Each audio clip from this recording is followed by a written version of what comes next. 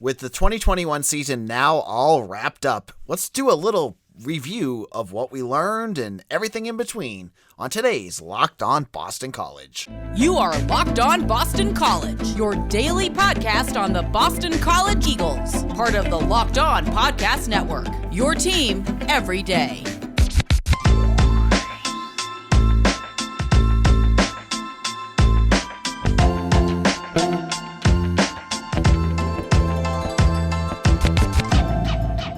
Hello and welcome to Locked On Boston College. I am your host, AJ Black. Today's show is brought to you by NetSuite. NetSuite is the #1 cloud financial system to power your growth. Head to netsuite.com/LockedOnNCAA for special end-of-year financing on the #1 financial system for growing businesses.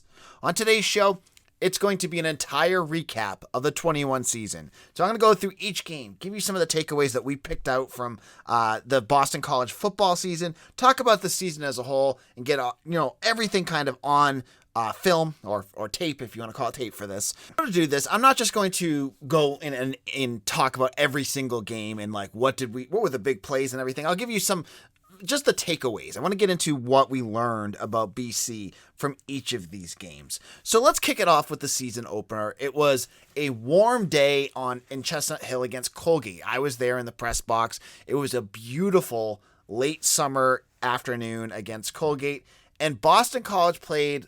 It was against an FCS squad, so it was one of the easiest games of their season, but they played a complete game. You got Drakovic out there, he threw that pass. The big play to me of that game was that Trey Berry touchdown leap where he skied over a Colgate defender. I use that picture all the time on bcbulletin.com. So you got to see what this Trey Berry character was going to be like. We didn't get to see a lot of him later, but we'll get to that in a moment. Everything was going well. Zay Flowers had, over 150 total yards. Drakovic was doing things. The defense pitched a shutout. They couldn't let Colgate do much of anything. It was just a complete matchup. A nightmare for Colgate, and Boston College did what they needed to do.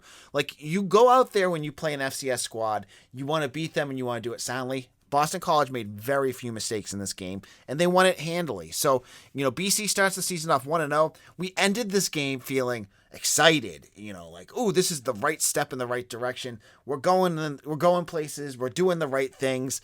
BC's going to be looking good this year. So 1-0. Then game number 2 happens, and oh boy, head over to Umass. You play at McGuirk Stadium for the first time since the mid-'80s. And this is the game that changed the direction of the season. And if you were to tell me this was what that was going to the takeaway from this earlier this year, I would have said you're crazy. But this game was an absolute horror show from beginning to end. And it wasn't just because of the injury of Phil Drakovic. There was a few things in between that were very, very concerning. First of all, Drakovic goes down with an injury. You saw it. It was a scrum near the end zone. He goes down. They're wearing their red bandana uniforms, and he goes down in the end, and he goes out. And when you're watching it on film, if you're watching on TV, the Flow Sports guys had no clue what was going on. They weren't able to, not Flow Sports, excuse me. It was the Nesson guys. They thought he was still in there when it was Dennis Grossell later in the game. But we find out that Drakovic hurt his hand. You didn't know what the injury would pertain, how bad it was going to be. You just knew he was out. They said he was questionable for the rest of the game. And that was concerning. Then there was a play later in the game where it looked like Zay Flowers, thank God, blew out his knee. If you watched it, I'm sounding a little bit scaredy-cattish here, but literally, if you watch that, it looked like a non-contact knee injury, and he goes out, but he comes back in. So thankfully, they avoided that. But the other big thing that came out of this UMass game were twofold. First of all, the defense really struggled against UMass. If you remember, BC was making mistakes. There was the Travis Levy fumble on a punt return that cost BC 7 points. And then UMass's quarterback was able to move the ball pretty effectively against BC's defense. That was worrisome at the time because you thought going into this game, BC would just go down to UMass and smack them, do exactly what they did a couple of years ago, and just beat them left and right. And that's not what happened in this game. UMass was in it for quite a bit, and that ended up being, it was a loss for the Minutemen, but they left feeling pretty good about it. They covered the spread. They kept it within 2 touchdowns for most of it. Now, some of that was due to the loss of Drakovic, but there was other things that BC doing. Like as you said, the fumble, BC was making mistakes in coverage. There was a lot of sloppiness in this game. So, you left the first game feeling really good. You felt the second game, it was like a gut punch, right?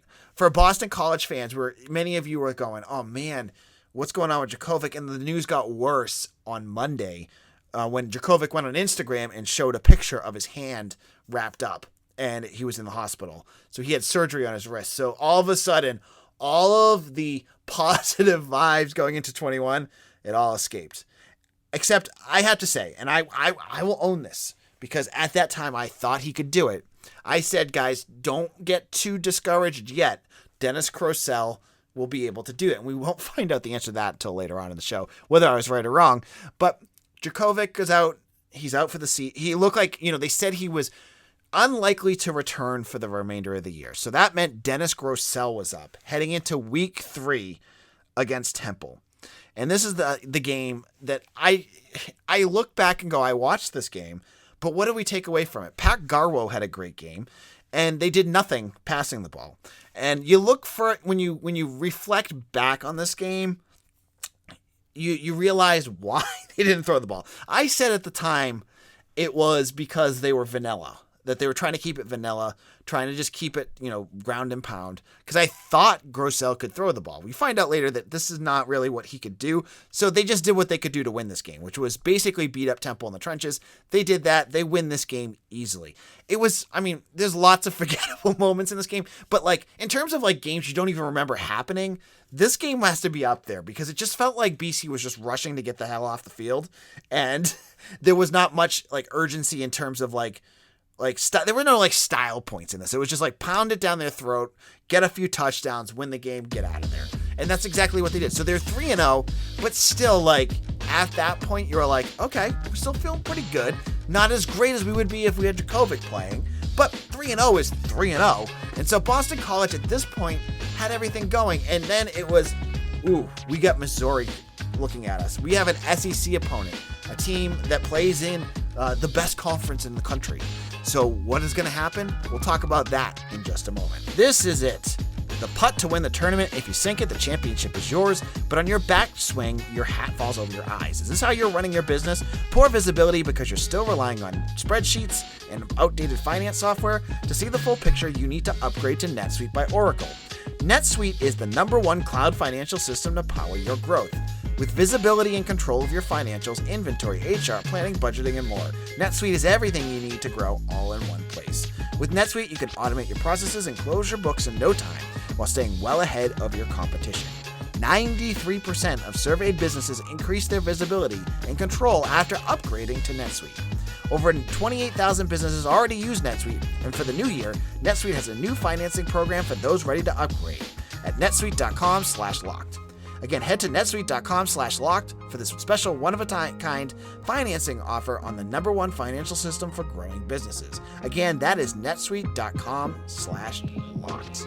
This is Locked on Boston College. I am your host, AJ Black. Hope you all are having a great holiday season. We're in that weird period between Christmas and New Year's where all the days just kind of blend together. But hopefully you're doing great, and hopefully this whole COVID thing is kind of washed over your family, not washed over, but skipped over your family, and everyone's healthy at home. But if you are unfortunate and you did catch it, hopefully you're either asymptomatic or it's light. So hopefully you're doing well as well. Thanks again for making Locked on Boston College your first listen every day. Make sure to check out the Ultimate College Football Playoff Preview 2021 with local experts, betting advice, and draft analysis. It's the most comprehensive college football playoff, and it is live now. All right, so in the first segment, we talked about the first 3 games of the season. And now we're going to fly through some because we're going to get into one big game and then we're going to get into a bunch of others. And I'll tell you why in just a moment because, this is where the season kind of gets interesting. So Mizzou comes in, Eli Drakovic, he makes his comments about recruiting and how there's no good recruits in Boston and the Massachusetts area. People are getting really revved up heading into this game. Boston College, it seems like it's personal, right? When he takes a little shot like that, and I know it was innocent, but it's football. You take any little edge that you can. And Boston College, they come out, they look flat to start this game against Mizzou. But credit to the offense and credit to Dennis Grosel in this game because they come flying back and they battle back and forth. And BC falls behind late in the second half. Dennis Grosel orchestrates a drive to tie the game and take the lead with only 25 or 30 seconds left in the game. It was incredible. It was one of those big moments. I think he hit Travis Levy in the end zone to give the lead. But just like last year, it was one of those moments where the opposition, they get a couple first downs. BC plays a little light on the defense to make sure no big plays happen. And they leave it up to Missouri to kick a very long field goal. It was 55 yards plus, and the guy nails it. This was like the Pitt game last year, where like you do what you have to do to keep them from like at a low percentage field goal. Like this college kickers, right? Some of these college kickers can't kick 25-yard field goals regularly. This dude hits a 60-yarder or whatever it was to tie the game. So again, the air is sucked out of Alumni Stadium. They go into overtime. Grosel, he hits Zay Flowers to go up by 7 in the first overtime period. Then in the bottom part, Brandon Sebastian picks off Connor Basilic in the end zone to end it and give BC the win. An absolutely mammoth moment. The fans storm the field, and we're not going to get into whether that was the right thing to do. It's Mizzou, who cares? BC fans, they needed a big moment. This was the highlight of the 2021 season, in my opinion. I know it was Mizzou, they were a 6-win team, but it was more about the experience for the fans themselves. They had not gotten to a game under Jeff Hafley before. They get this big win against an SEC opponent at home. It just felt good. And thank goodness it felt good, because the next month of football was awful. And this is where we're going to go. I'm just going to lump all of this month into one gigantic cluster bleep. And I can't swear on my podcast, so we'll keep it at cluster bleep. Because the first game against Clemson, you're heading in, you're 4-0, the excitement's high, BC looks like a team that could win, and then we get to see what Dennis Grosel could become, or what he actually is as a quarterback, and it's not good. And I'm saying he's not good, it's just he struggled a lot. Mistakes after mistakes. He couldn't get the ball to Zay Flowers down the field, couldn't get the ball down to Zay Flowers. He couldn't do much of anything. And credit to the defense, they kept Boston College in this game against Clemson. It was a night game, it was a big moment. BC is down at the end of the fourth quarter. They're marching, and Dennis Grosel's got them going. Everything's looking good. It looks like this could be the time Boston College finally beats the Tigers. DJ Uiagalelei looks completely vulnerable against BC's defense. He can't get anything going. BC's running down the field. They get the ball to the 10-yard line, and botch snap. Dennis Grosel fumbles it, and the game's over. There were a lot of gut punch moments of this season. You could look at the Phil Drakovic injury. This has got to be on the top 2, because this was terrible. Because Boston College has not won a game against Clemson in a decade. They had the chance. Clemson was completely vulnerable here. You had the ball, you're marching down the field, and you blow it on a stupid mistake. And afterwards, there's no excuse to it. It was a loss that Boston College should have had. If Phil Drakovic was healthy, they would have won this game. But he wasn't. You play the game with the players you have in front of you, they lose. First loss of the season. They head back home to play NC State at a night game. And you're hoping, the issues with Grosel are starting to get better. Oh boy, they are not. They're getting worse as he struggles big time against NC State.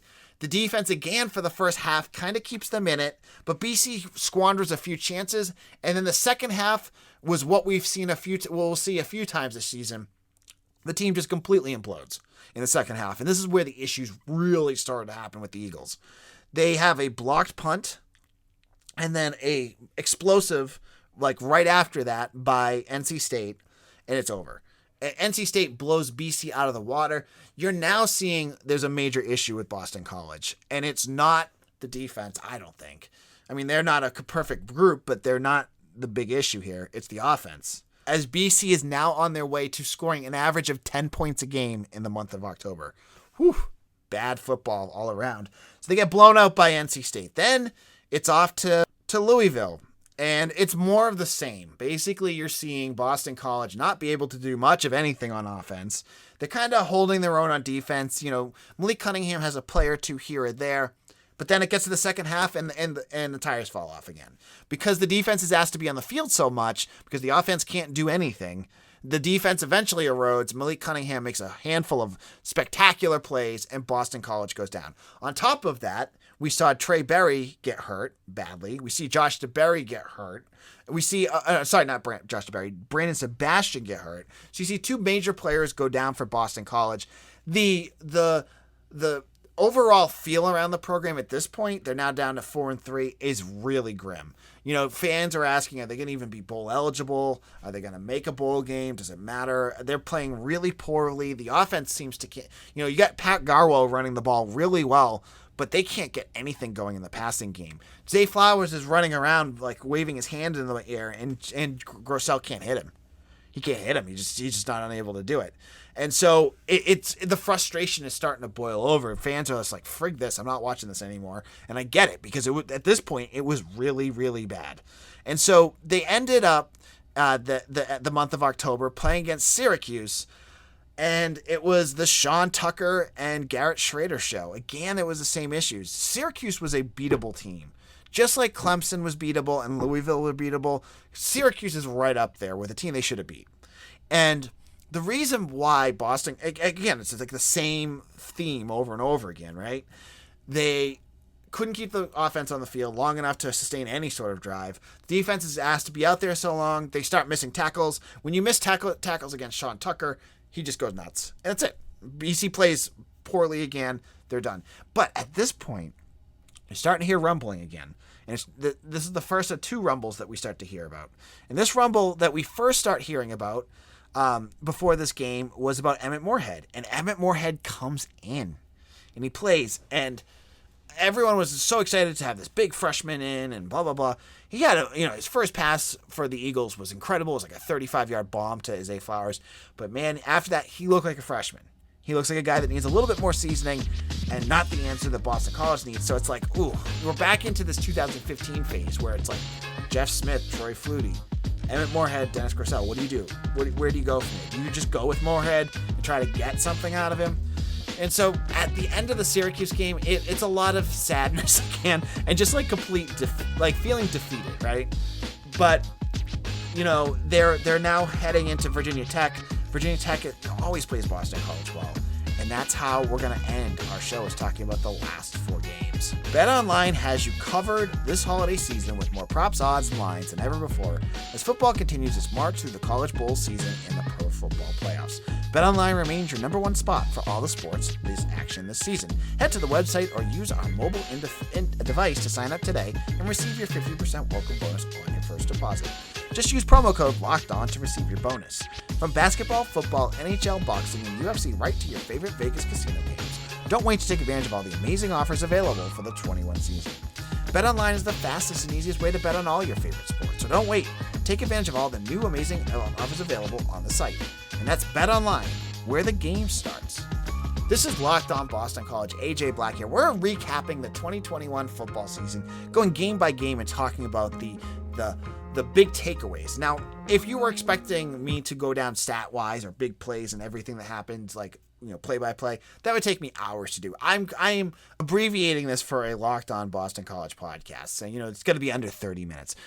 If you're looking for more in-depth stuff, we're going to be doing that later next week with Mitch. So we'll talk about MVPs, big moments of the season. We'll get into all of that. This is just a rundown of the season itself and talking about that. So we had left off with the Syracuse game. Emmett Morehead comes in, he gets clobbered. He had 1 or 2 good passes. After that, he looked just like the freshman that you thought he might be. He got his licks in, but that was basically all he got out of that. You're heading into Virginia Tech. Everything looks grim. You don't know who's going to start. Hafley hasn't named a starter, whether it's going to be Drakovic, Morehead, Dalen Menard. We don't know who it's going to be. Thursday night heads into Friday morning, and buzz starts to come out that Phil Drakovic is going to be back, that he's going to be the starter. And credit to Boston College football, they played this off beautifully. They do a lot of little teases online about it, not really clear. But who leads Boston College out of the tunnel for the red bandana game but Phil Drakovic? And, it's clear watching him. He's not 100%. His hand is definitely not there yet. But he's Phil Drakovic, and he leads Boston College to a big win. He has a few big runs. He manages the ball. He gets a nice deep pass to Zay that everyone was excited about because we had been waiting for that pass to hit for weeks. And he finally does it. And Boston College gets a win again. Now everything has changed again. Now that Drakovic is back, you're thinking, man, this team could go back to bowling. There's still, 3 games left. They could still win their eight games. Everything looks positive. But, we head into Georgia Tech.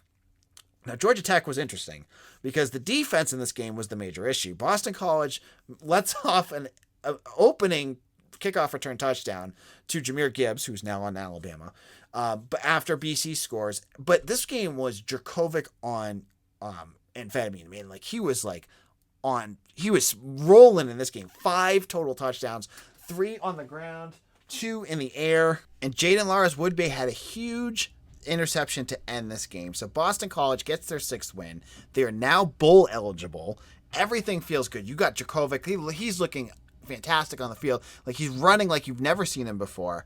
And you're heading into the last 2 games going, man, we can easily beat Florida State. Wake Forest, hey, we could upset them. So the feel around the team at this point is very, very positive. Then we hit Florida State. And this is the issue Boston College runs into with Florida State seemingly every single year.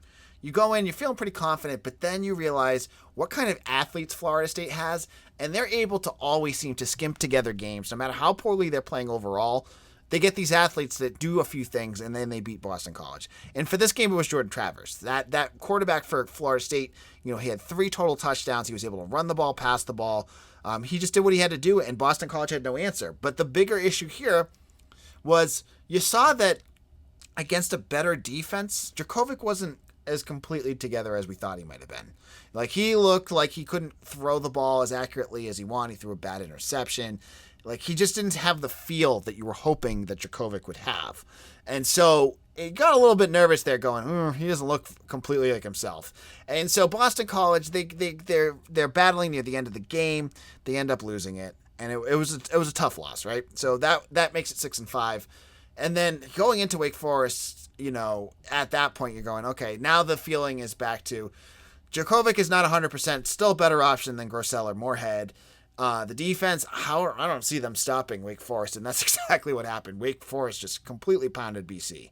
And this was of the bad games that BC had this year, they had their moments against NC State. They had their moments against Louisville and Syracuse. This game was the worst, in my opinion, because you had Drakovic out there. He just clearly, he had no touch on the ball. He threw for 19 yards, but Sam Hartman just took BC to school. He was throwing the ball, running the ball. BC had no answer on either side of the ball for this, and it was Wake Forest all day. Now, the play of the game for me in this game, the one that I always remember, was that Zay Flowers end around with all the cuts that was called back because of a Drakovic blindside block. That was the game. That's the play I will always remember, just because it was ridiculous and it should have been a touchdown, but whatever. So BC ends up 6-6. They end up 6-6. Overall, was this what you hoped for this season? Absolutely not. I had said earlier that in my predictions that I was hoping this team would be 9-3, but you lose your star quarterback, you don't have an option off the bench, you're stuck. And that was what happened with this team. There were other issues that went on as well. I think they're fixable. We'll talk about 2022 next week. But it was a disappointing season. And then to end it with this bowl game that didn't happen because of COVID stuff, it stinks. It's just not what you want this season to end like. You were hoping that this bowl game would have ended with BC with a nice win, a little bit of momentum, and instead we feel like we're still stuck in 2020. But that's our recap of the 2021 season. I wanted to kind of just go through the year, tell you what my thoughts were about every game, where you guys were at as a fan base, because I hear everything that you're saying. But this is not how you wanted the year to end, and I'm right there with you. I wanted one more game to watch what they could do with a full month of rest and guys being back. We didn't get that, and it robbed it. But I mean, hopefully this will be the last year of this. Cross your fingers that 2021 will be the last year of all this COVID stuff, and that next year, hopefully we'll have all this behind us, and we'll talk about that next time. We'll talk about 2022. Thank you all for listening. On tomorrow's show, we'll preview basketball. Hopefully we'll be back. We'll find out, hopefully in the next 24 hours, whether that game against UNC will happen. We'll talk about hockey, who's returning, and a lot more in between. Thank you all for listening. You can follow me on Twitter at AJBlack_BC. You can follow the podcast on Twitter at LockedOnBC. Make sure, if you are listening to this podcast, my challenge to you is to go to youtube.com, create an account, and then hit subscribe. It does help the podcast a ton. So if you're listening and you haven't done that yet, please do it. It could be your Christmas present to me. Say, hey, AJ, I subscribe to your YouTube channel. Thank you so much, and we'll see you all again tomorrow. Have a great Thursday, everyone. See you again soon.